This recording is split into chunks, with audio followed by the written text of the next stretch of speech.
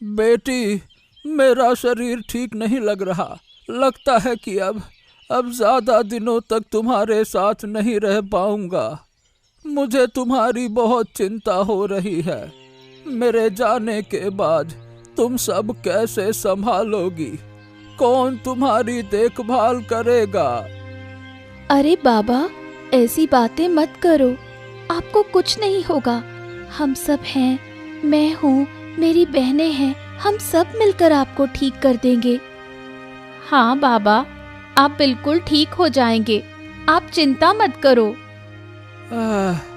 नहीं बेटी, दिल अजीब चीज है। ये खुद ही बता देता है कि अब कितने दिन बचे हैं। बाबा, अब तो मैं आपको डांटूंगी।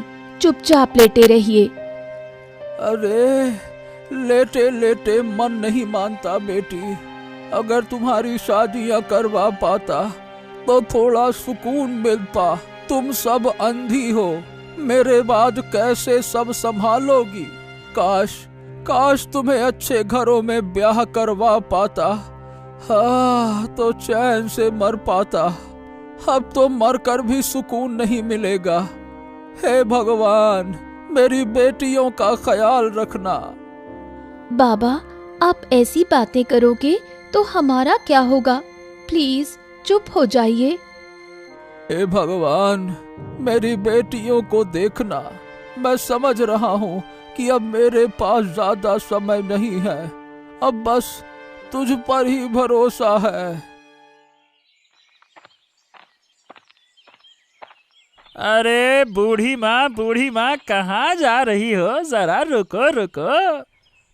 देवराज, जल्दी बोलो बेटा, बहुत काम है घर पर। अरे मुझे कुछ बात करनी है, रुको तो। इतनी जल्दी किस बात की है बूढ़ी माँ?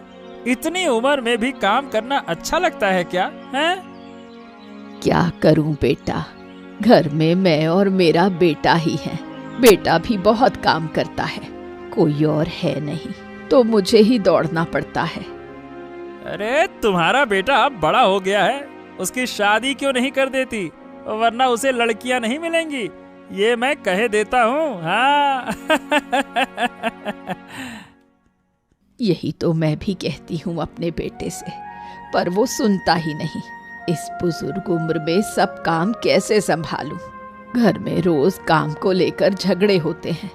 अब पता नहीं उसे कोई अच्छी लड़की मिलेगी या नहीं। अरे यही तो कह रहा हूँ, इस राज्य में लड़कियों की बहुत कमी है। कई लड़के शादी नहीं कर पा रहे हैं, अच्छी लड़की ना मिलने के कारण। हाँ, और तुम्हारे बेटे के पास ना तो रूप है, ना ढेर सारा पैसा है। अरे लड़की ढूंढने में बहुत दिक्कत होगी, पहले ही बता रहा हूँ। हाँ, पता नहीं भगवान ने हमारे नसीब में क्या लिखा है। कोई अच्छी लड़की मिले तो बताना बेटा। हाँ हाँ हाँ हाँ, बिल्कुल जरूर बताऊंगा। चलो चिंता मत करो। अच्छा, अब मैं चलता हूँ, तुम भी अपना काम कर लो। अब घर में और कौन है काम करने वाला, है ना? ओहो, जल्दी से पानी लेकर जाना होगा। माँ अकेले सब काम नहीं संभाल पा रही है। चलो चलो चलो चलो। लीला, संभलकर पानी भरना, देखकर भर, गिर गई तो मुश्किल हो जाएगी। अब तो शाम हो गई है, आसपास कोई नहीं है। हाँ दीदी, तुम मेरा हाथ पकड़ो, मैं अभी पानी भर लेती हूँ। ध्यान रखना। ये कौन बातें कर रहा है? दो लड़कियां? अरे ये तो गिर जाएंगी। ऐसे पानी क्यों भर रही हो? सुनिए, ऐसे मत कीजिए, गिर जाएंगी आप दोनों। शुक्रिया, बहुत बहुत शुक्रिया। अगर आप नहीं आते तो हम शायद डूबकर मर जाते। अरे ऐसा मत कहिए। कुछ नहीं होता, कुछ नहीं होता, है ना? लेकिन ये बताइए, आप लोग इस तरह पानी क्यों भर रही थी? हाँ, दरअसल हम चारों बहनें अंधी हैं। कल तक हमारे पिता हमारे लिए पानी भर कर लाते थे या साथ आते थे और हमें घर ले जाते थे, लेकिन आज वो बहुत बीमार हैं, बिस्तर पर पड़े हैं, इसलिए हमें खुद ही पानी लाने आना पड़ा। ओ, तो आपके घर में और कोई नहीं है? है, मेरी 2 बहनें और हैं, लेकिन वो भी अंधी हैं। ओ हो। अच्छा ठीक है, चलिए आप चिंता मत कीजिए, मैं पानी घर तक पहुंचा देता हूं। चलिए। प्रणाम महाराज, प्रणाम। महाराज की जय हो। शुभ प्रभात। अरे मंत्री, आओ, शुभ प्रभात। तो मंत्री, राज्य की स्थिति तो अच्छी है ना? अब तो तुम राज्य की कोई खबर मुझे देते ही नहीं हो। बताओ भला क्या स्थिति है? महाराज, राज्य की खबर तो ठीक है, लेकिन सड़कों की हालत बहुत खराब है। क्या हो गया देवराज, बताओ। महाराज, राज्य की सड़कें बड़ी जर्जर हो गई हैं। सभी रास्ते टूट गए हैं। बारिश होने पर पानी भर जाता है और तालाब जैसी लगने लगती हैं सड़कें। यहाँ तक कि वाहन भी वहां से गुजरते समय पलटी खा जाते हैं और सारा सामान बिखर जाता है। कई लोगों का बहुत नुकसान हो चुका है महाराज। अब अगर इसे जल्दी सुधारा नहीं गया तो लोगों की जान भी जा सकती है। तो ये सब कुछ तुमने हमें पहले क्यों नहीं बताया? हाँ ठीक है मंत्री, हम जल्द ही सड़क बनाने के लिए तुम्हें धन देंगे और तुम इसका ध्यान रखकर सही तरीके से सड़क बनवाना, ठीक है? हाँ, जरूर महाराज, बिल्कुल। लेकिन हाँ, इस बार थोड़ा ज्यादा धन दीजिएगा क्योंकि समय के साथ चीजों के दाम बहुत बढ़ गए हैं ना महाराज।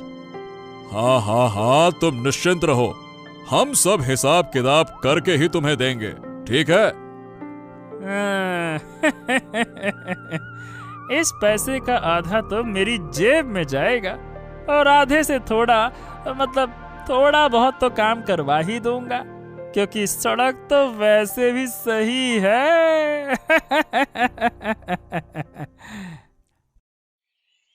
आपका बहुत बहुत धन्यवाद हमारी मदद करने के लिए। अरे ठीक है, कोई बात नहीं, धन्यवाद की जरूरत नहीं है। अच्छा ये बताइए, आपके पिताजी कहाँ हैं? जब आया हूं तो उनसे मिलकर ही जाता हूं। अरे कौन आया है बेटी, कौन है? देखिए बाबा, कौन आया है आपसे मिलने के लिए। हाँ, कौन हो तुम बेटा, और इस समय मेरे घर पर? मैं आदित्य हूँ, नमस्ते। इसी राज्य का निवासी हूँ। आज नदी किनारे पानी लेने गया था, वहाँ आपकी बेटियों से मुलाकात हुई। वो पानी लेते समय गिरने ही वाली थी, इसीलिए मैंने उनकी मदद की और पानी लेकर आ गया। बहुत बढ़िया बेटा, बहुत बहुत धन्यवाद। हाँ, आप बस जल्दी से ठीक हो जाइए, अच्छे से खाना पीना करिए, बस, है ना? अरे नहीं बेटा, मेरी उम्र अब ज्यादा नहीं रही। सुनो बेटा, तुमसे एक विनती है, मेरी बेटियों का थोड़ा ध्यान रखना बेटा, और अगर तुम्हें उनमें से कोई पसंद आए तो उससे विवाह कर लेना। हाँ, अब ठीक है, अगर ऐसा है तो मैं अपनी माँ से बात करूंगा और आकर आपको बताऊंगा। और हाँ, आप चिंता मत कीजिए, मैं आपकी बेटियों का ख्याल रखूंगा, है ना? हाँ बेटा, थोड़ा ख्याल रख लेना। मेरे अलावा अब इनका कोई नहीं है ना, तुम देख लोगे तो चैन से कम मर पाऊंगा। अरे आप ऐसी बातें मत कीजिए, सब ठीक हो जाएगा, है ना? चलिए अब मैं चलता हूं। माँ, मैं आ गया। हाँ, वो तो दिख ही रहा है, लेकिन इतनी देर क्यों हो गई बेटा?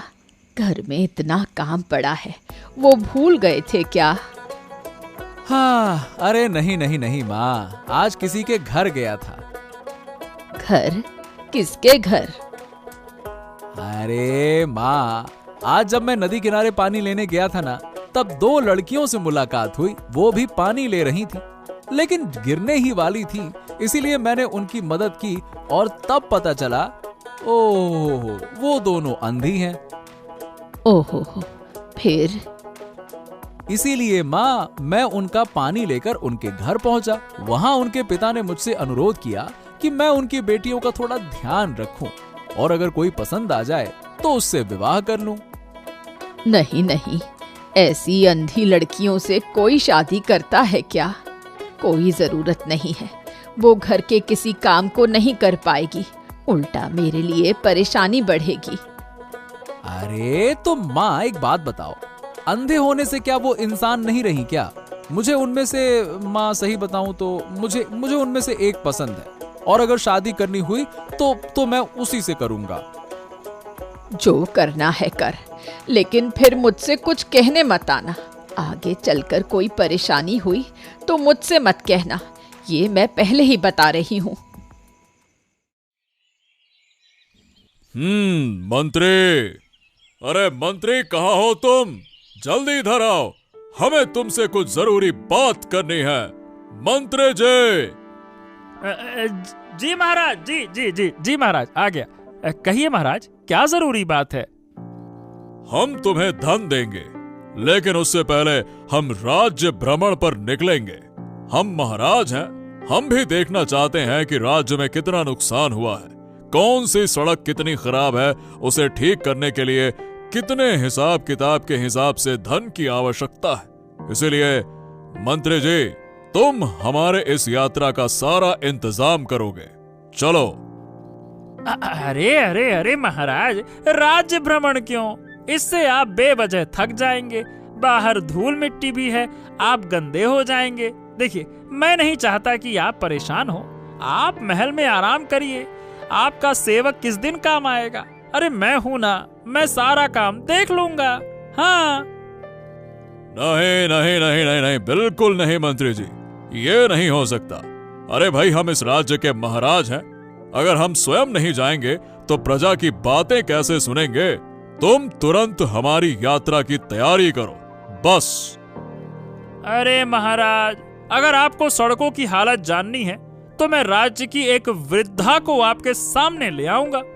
आप उसी के मुंह से राज्य की सड़कों की खबर सुन लीजिएगा। एक वृद्धा तो झूठ नहीं बोलेगी ना महाराज। अब लेकिन देवराज। महाराज, अब कृपया लेकिन वेकिन मत कहिए। अब देखिए, बाहर इतनी धूप है, आपका बाहर जाना ठीक नहीं है। मैं जल्द ही वृद्धा को आपके सामने हाजिर करता हूँ, भरोसा तो करिए महाराज, है ना? राखी, लीला, अरे कहाँ हो तुम दोनों? देखो तुम्हारे लिए क्या लाया हूं। राखी, अरे कहाँ गए सब? बाहर तो कोई नहीं दिख रहा। चलो अंदर ही जाकर देखता हूं। अरे क्या हो गया? तुम सब क्या? क्या वो गुजर गए? हाँ आदित्य बाबू, कल रात अचानक पिता ने जोर से चीख मारी। उन्हें सीने में दर्द हुआ। हमने उन्हें बचाने की पूरी कोशिश की, उनके हाथ पैर मलकर ठंडी हवा और पानी दिया, लेकिन दर्द के कारण पिता का निधन हो गया। वो हम 4 बहनों को अकेला छोड़कर चले गए। अब देखो, शांत हो जाओ। हमें पिता का अंतिम संस्कार करना है, लेकिन हमारे पास कोई नहीं है। ये काम कौन करेगा? अब तुम लोग चिंता मत करो, मैं हूं ना। मैं तुम्हारे पिता का अंतिम संस्कार करूंगा। कृपया शांत हो जाओ और रोना बंद करो। इस हालत में देखकर उन्हें और तकलीफ ही होगी। शांत हो जाओ। पिता हमें अकेला छोड़कर क्यों चले गए? बताइए ना, हमें यूं अकेला छोड़कर चले गए, अब हमारा क्या होगा? अरे नहीं, इन्हें यहाँ अकेला छोड़ना बिल्कुल भी सही नहीं होगा। मैं इन्हें अपने घर ले जाऊंगा। मैंने वादा किया है कि मैं इन 4 का ख्याल रखूंगा, तो मुझे रखना ही होगा। हमारा क्या होगा? आप देखो, चलो मेरे साथ चलो, मैं सरकार से व्यवस्था करवा दूंगा। महाराज महाराज महाराज, मैं आ गया। है? अरे तुम अकेले क्यों आए हो? तुम मुझे कोई वृद्धा से मिलवाने वाले थे और मुझे तो कोई वृद्धा नजर नहीं आ रही है। यही तो महाराज, वो आ रही हैं। प्रणाम महाराज, प्रणाम। आइए आइए आइए। आपको मेरे कुछ प्रश्नों के सही सही उत्तर देने होंगे। क्या आप दे सकेंगी? तो बताइए। हाँ महाराज, प्रश्नों का उत्तर देना कौन सा बड़ा काम है। राज्य की सड़कों की स्थिति कैसी है, बताइए। पूछिए महाराज। राज्य की सारी सड़कों की हालत बहुत खराब है। वाहन तो छोड़िए, लोग पैदल चलकर भी सुकून नहीं पाते। वाहन चलाना बहुत कठिन है, कोई व्यापार भी नहीं कर सकता। सामान लाने ले जाने के लिए जो भी वाहन निकलता है वो टूटी सड़कों पर पलट ही जाता है। बहुत बढ़िया, बहुत बढ़िया। वृद्धा ने वैसे ही कहा जैसे मैंने सिखाया था। अब महाराज को मान लेना बाकी है, फिर सारा धन मेरा मेरा मेरा। और थोड़ा सा इस वृद्धा को भी दे दूंगा। बूढ़ी कहाँ लेकर जाएगी धन को, वो थोड़े से में ही खुश हो जाएगी। तो क्या तुम वाकई में सच बोल रही हो? हाँ महाराज, ये सब सच है। माँ, ओ माँ, कहाँ हो? अरे माँ। इतनी रात हो गई, ये कौन है? इतनी रात को इन लड़कियों को घर क्यों ले आया? मैंने तुम्हें उन 4 लड़कियों के बारे में बताया था ना। हाँ, ये वही हैं। इनके लिए कुछ खाने का इंतजाम कर दो ना माँ। क्या तेरा दिमाग खराब हो गया है? 4 अंधी लड़कियां लेकर इस घर में आ गया। खुद के खाने पीने का ठिकाना नहीं और ऊपर से इन्हें ले आया। तू पागल हो गया है क्या? अरे माँ, ऐसा क्यों कह रही हो? अब ये सब मुश्किल में थी, इसीलिए इन्हें लेकर आया। और माँ, हम इंसान हैं, मुसीबत में दूसरों की मदद करना हमारा फर्ज है। माँ सुनो, तुम बस इनके लिए खाने का इंतजाम करो, मैं इन्हें अंदर छोड़ कर आता हूँ, ठीक है ना? हे भगवान, मेरे बेटे की वजह से मेरी जिंदगी बर्बाद हो रही है। लड़कियां तो सुंदर लग रही हैं, पर अंधी हैं। भगवान ही जाने, इन लड़कियों को घर की बहू बनाना नामुमकिन है। मैं तो कभी राजी नहीं होंगी। अरे माँ, इनके पिता का देहांत हो गया है, इसीलिए मैं इनको यहाँ लेकर आया हूँ। इतना मत सोचो, इस राज्य में अब इनका कोई नहीं है ना, कौन देखभाल करेगा इनकी? बस अब तुम खाना बना दो। क्या इनके पिता का देहांत हो गया? अच्छा रुको, मैं खाना लाती हूँ।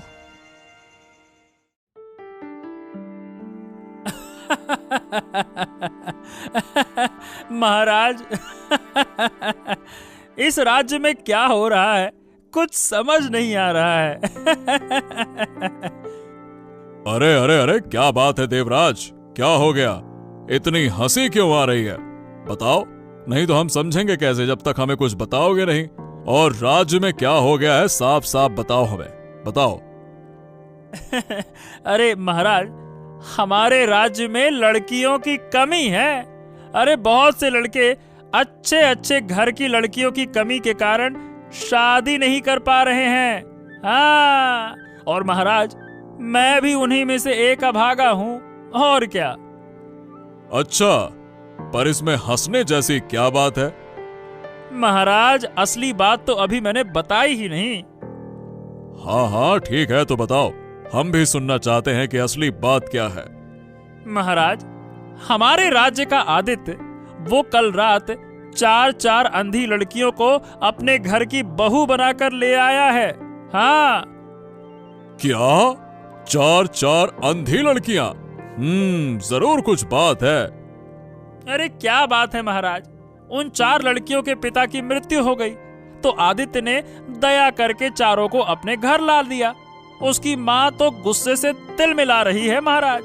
अब आगे क्या होगा भगवान जाने।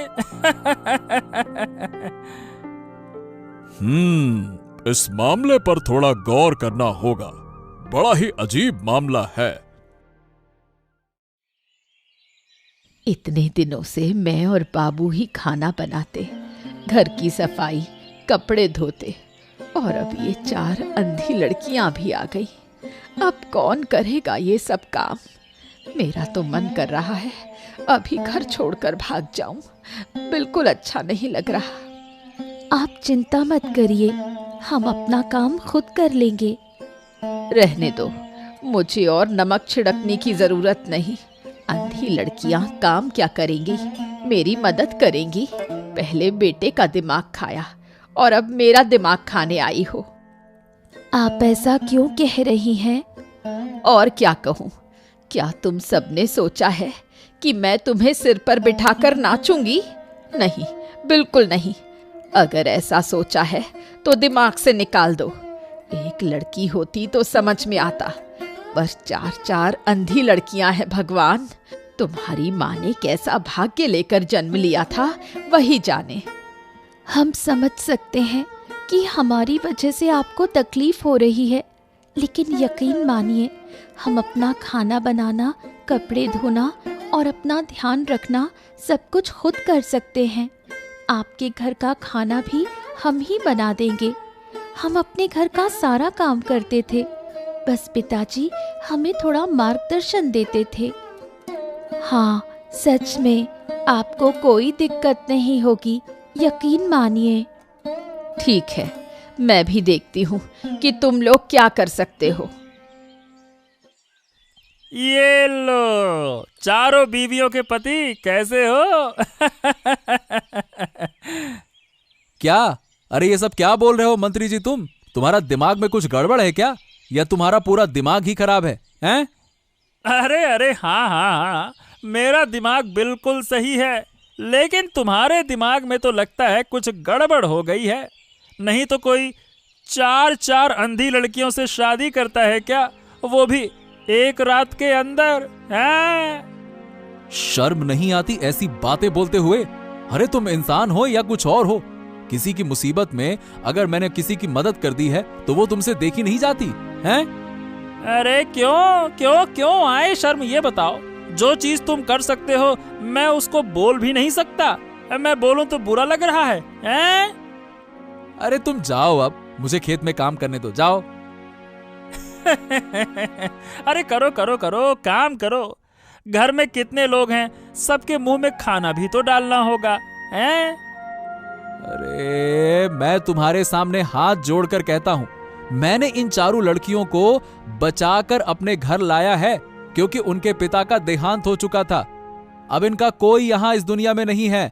मैंने उनके पिता से वादा किया था कि मैं उनकी बेटियों का ध्यान रखूंगा, समझ गए? सब समझ गया। बूढ़ी माँ के घर में काम करने वाला कोई नहीं, और फिर 4 अंधी लड़कियां ले आया। अरे बूढ़ी तो काम करते करते मर ही जाएगी ना।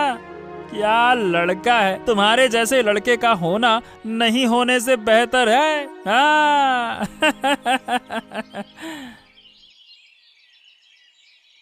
आ रही हूँ बूढ़ी माँ। कौन? हाँ, आओ। पर तुम्हारा नाम क्या था? 4 लड़कियों के बीच नाम याद रख पाना मुश्किल है। मेरा नाम राखी है बूढ़ी माँ। आपका सारा काम हो चुका है। सारा काम हो चुका है, लेकिन तुम में से कोई तो देख नहीं सकता। फिर तुम सब काम कैसे करती हो, और वो भी इतनी जल्दी? बूढ़ी माँ, आज मैं आपको एक बात बताती हूँ। हम 4 बहनें हैं, पर मेरी मंझली बहन लीला देख नहीं सकती। ताकि उसे कोई परेशानी ना हो, हम 3 यानी मैं, गार्गी और छाया अंधी बनने का नाटक करती हैं और समाज के सामने भी कहते हैं कि हम अंधी हैं, ताकि हमारी बहन लीला को तकलीफ ना हो। तुम लोग अपनी बहन के लिए इतने दिनों से अंधे बने हो। तुम लोग सच में बहुत अच्छे हो। मुझे माफ करना, मैंने तुम्हें समझे बिना कई कड़ी बातें बोल दी। माफ कर दो मुझे। नहीं नहीं, आप तो हमारी बुजुर्ग हैं, आप कुछ भी कह सकती हैं, हमें कुछ भी बुरा नहीं लगा।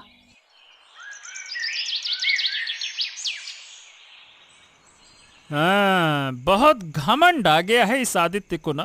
पूरे राज्य में अच्छा बनने की कोशिश कर रहा है, दयालु बनने के ख्वाब देख रहा है। रुक जा, आज तेरा घर जलाकर राख कर दूंगा, फिर देखूंगा कि कौन किसको आश्रय देता है। रुक जाओ, ये क्या कर रहे हो? मैं अभी लोगों को बुलाती हूँ। गार्गी, जा पानी ले आ। उसके हाथ में जो आग है पहले उसे बुझा दो। हाँ दीदी, रुकते हैं। कौन है? कहाँ है? हमारे घर में आग लगाने की कोशिश कर रहा है देवराज मंत्री। क्या? ये देवराज? अरे देवराज, तू आग लगाने की कोशिश कर रहा है, और राखी तुम उसे देख कैसे पा रही हो, और आग कैसे बुझाई?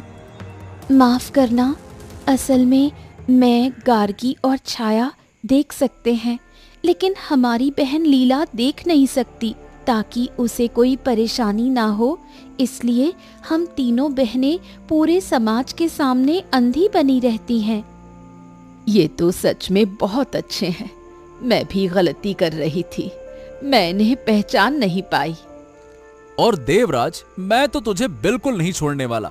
तेरी ये सारी करतूतें मैं महाराज को बताऊंगा। आखिर महाराज को भी तो पता चले तेरे कुकर्मों के बारे में, और तुझे कड़ी से कड़ी सजा दिलवाऊंगा। हाँ बेटा, मैं भी महाराज के पास जाऊंगी और अपनी गलती बताऊंगी। बुरे रास्ते पर चलने वालों को सजा मिलनी ही चाहिए।